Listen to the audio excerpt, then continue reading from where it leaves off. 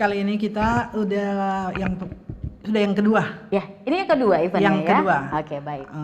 Jadi persiapan kita sebagai panitia sudah beberapa kali kita kumpul rapat dan kita sudah meninjau venue, sudah siap, tinggal action. Ya.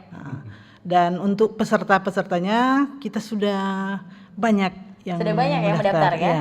Oke. Dari setiap kabupaten kota kita ada, dan dari luar yang sudah menyatakan diri siap ikut dari Papua, Gorontalo, dan tidak menutup kemungkinan juga ini karena limit pendaftaran kita belum tutup, masih ada berapa hari, akan bertambah juga. Oke, limitnya itu berapa peserta nih kira-kira?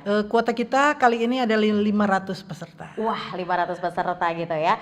Kalau boleh tahu kegiatan ini tuh diadakan di mana? Kapan ini, Bu? Kegiatannya ini kita laksanakan di Gedung KONI Hall B Sario.